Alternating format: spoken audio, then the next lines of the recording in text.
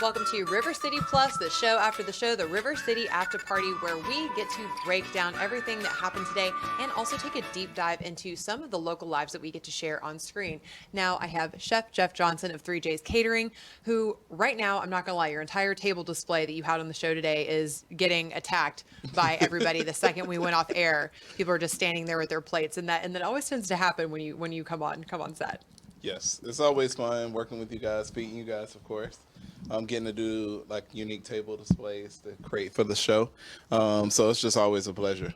And so I want to talk about not only some of the holiday hacks that you have when it comes to actually catering people's Christmas, their Thanksgiving, their New Year's. I think a lot of people forget when they start getting in the hustle and bustle of holiday prep that you can really outsource a lot of that stress. So You first, can. let's kick it off with that. What are some of your favorite holiday hacks when it comes to prepping with a caterer?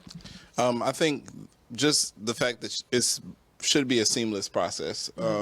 Everybody, I think, knows their family dynamics of what their family likes culturally, and you can outsource some of those items to so that you don't have to worry about it. You can focus on the main things because sometimes mac and cheese may not be important to everybody, or dressing may not be important to everyone, or but it may be more so about the meat. So knowing your family dynamics, I know my family loves mac and cheese, and it shouldn't be messed up. Because Amen. it is like a whole mutiny, but we're not as big on turkey. So it's I think it's just understanding those family dynamics and finding out what works for you. Yeah, absolutely. Now, when you're working with different families, what is something you wish people knew about booking a catering order that is often like a pitfall or a challenge or something like a point where you're just like, hey, if I could drop some knowledge right here, this is what I would love people to know. Plan ahead. A lot of times I see so many people. I saw at Thanksgiving, and I got calls because people were frantic for different He was getting items. calls on the show, on the show, like during like he was just I think your assistant was with her or something. And you were just Yeah. kept having to silence the phone. Yeah. So getting calls, I think, last minute, people that didn't order or didn't plan ahead and they want a turkey and all of the turkeys are frozen. It's kind of the same dynamic that we face as a caterer or as a chef. I can only work with the tools that I have. So if it's the last minute you're calling and wanting a turkey or a ham and it's not available in the store, I kind of have the same problem.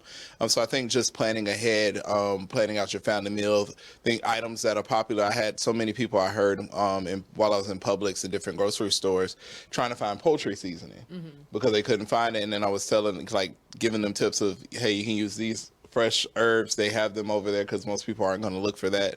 And then you can kind of create your own as a workaround. But, plan it ahead for those items that are popular. Yeah. Now, I personally am a really big advocate for catering. I know that some people, I don't know if it's just kind of a different mentality where it's like you feel like you kind of have blood, sweat, and tears in the kitchen. Some people like it. I hate it. I'm not gonna lie. Like that's like probably my most un-Southern thing. Hate to cook. I don't like the mess. I don't like the process. I don't like the dishes. I don't like anything about it. The only thing I like is the eating part. So that's why I think catering is fantastic. It's Yeah. like online shopping, but for food. I love it.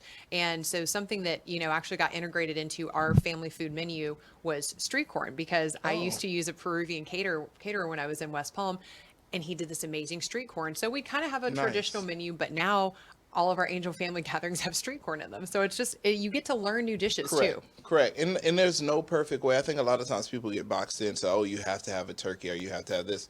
Listen, I'm not a proponent of always having a big turkey because a lot of times it won't get eaten. So sometimes I may do turkey wings or turkey legs, and there's different takes on that you can do. But you may be a family. I had a lot of families last year that instead of ordering hams, they ordered lamb or they ordered salmon. It goes according to culturally what you want. Your holidays don't have to be boxed in to the traditional meal anymore.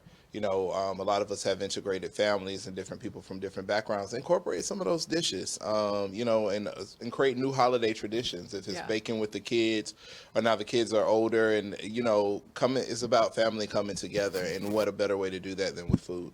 Yeah, absolutely. And now I think a lot of times what we think when people think about outsourcing food is that you lose some of that personal touch and you lose the flavor. I completely disagree. Something that you introduced me to today was the lamb with the pistachio crusting. I'm like, oh, that's something I never would have thought to put on my menu, but I wouldn't miss it Yeah. now that I've tried it. But everything was full of flavor. Thank you. Thank Yeah. you, thank you. And I think that's one of the biggest things is layering your food. Like, don't be afraid to play. Don't recommend playing with it on Thanksgiving because you don't want the people upset because you ruin the candy and all the mac and cheese. Thanksgiving is not the time for trial and error. Yeah. It's time for execution. But don't be afraid to mix flavors. Mm-hmm. If it's something that you know is a great dish, maybe you might have a different way to do ham, where it's not necessarily the traditional ham, but it may be like a roasted pork leg, or it may be, where you have the crispy skin. Don't be afraid to mix it up. You don't always have to go super traditional. Yeah. Now, I want to kind of hit rewind here and learn more about your experience. Now, you worked with a lot of servicemen and women, literally thousands, preparing food. Now, can you bridge the gap of how, he decided to open 3J's Catering in COVID because the world wasn't stressed out enough. You're like, now's the time for a business venture. Yeah. And you came from overseas. Like, you have such an interesting story. Can you kind of connect the dots for us? Yeah. So originally my career started in banking and finance, and I was in banking and finance for 16 years. And while I was working for Navy Fed, I took a position at what was supposed to be 4 months to Djibouti. And that ended up developing to a rotation between Djibouti and Suda Bay, which is in Greece. And during holiday times and just special events, I started noticing, like, the galley was great there, but you kind of want that sense of home. They may not make, collard greens the way we would make them down in the South, And so I started cooking for Hail and Farewells and for holiday events and special occasions. And the thing about it being such a remote location, it gave me the opportunity to hone in on my skills on making my own seasoned blends and making like lemon pepper. I always use that as an example because we went to the store asking for lemon pepper and they were looking at us so confused. And I didn't even think about that. Like, Yeah. going to the store and you're asking for something that, we buy every day, or, cornmeal. That was a 4-hour occasion for us to find out that they did have it, but it was in a different location and they call it something. I can't even remember what they call it, but we're trying to fry catfish and we're looking for cornmeal. Because you don't have, like, here you can go to the store and buy, your Zatarans or whatever, and it's already ready for you to fry the fish. But as averse to over there, you got to make your own. So trying to find cornmeal was a fun occasion, but we made it work, and it gave me the ability to really hone in on my skill set, especially when cooking. Like for Thanksgiving, I did like 4 turkeys and 4 pork butts. We didn't have ham hocks, so I had to smoke my own ham hocks. They had ham hocks, but just not smoked. It For almost the sounds like you collard were on like the greens. Survivor edition for chefs or something. It's Yeah. just like, okay, you got to go into this grocery store and supermarket, sweep your way into making a home cooked dish that you want that's reminiscent of where you came from, but Yes. it's not the ready-made ingredients that we're used to. Correct. So that just really gave me, and it was also giving back to like deployed service members, and just a way to say thank you for their service. Because while I was over there, it really gave me an opportunity to see what it's like to be away from family, to not have the ability to just say easily, I want to go home. When things happen, because things do happen while you're there, family members get sick, all of those different things, and having kind of that experience was really unique for me being a civilian. Yeah, I mean, I do apologize. I misspoke on air and I called you a veteran. It was really more a veteran of the kitchen. Yeah. But because you worked so closely with service members, like, I mean, I thought you were on active duty the way that you were describing it. Yeah. Well, just because, like you said, you're in the same situation, really. Yeah. Yeah, Camp Lemonnier is definitely one of those, and Djibouti was one of those places where you have over like 5,000 personnel from Wow. all over. Some of my contractors, some are military service members, and it's actually one of the few bases that has a representation of all military branches. Coast Guard, Navy, Air Force, all of that are located there. And so just being able to connect with people, even, some of my friends that I'm still cool with, some of them have become admirals, some of them have become chiefs and officers, and some of them have even retired. Just to see their growth and really knowing that I had a firsthand opportunity to meet with them and to work with them is just an amazing experience. So fast forward, you decided, hey, I'm pretty Oh, good at yeah. this, and now the world is ending, and you're gonna open a business, which I think is such a brave, bold move, and I mean that really mirrors your cooking a lot. Yeah, so COVID happened. I made the decision to move back to the States at that time. There was just a lot of unknown variables and so Absolutely, much yeah. going on. And I was like, yeah, I'm going to go ahead and exit stage left. I Which was did this. smart because people were getting stuck in quarantine and couldn't get back to their Yeah. families. So that was smart of you. Yes, some of my employees, unfortunately, they got stuck for a rather lengthy time over there.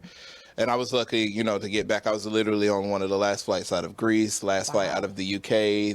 I got redirected out of Canada because Canada had shut their borders. It was insane.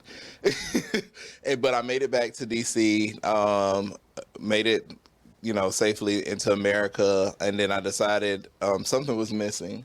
And so launched 3J's Catering and just started at Rain Dogs in 5 Points, doing brunch every other Sunday till it led to corporate events, private dining events, and just continued to grow from there.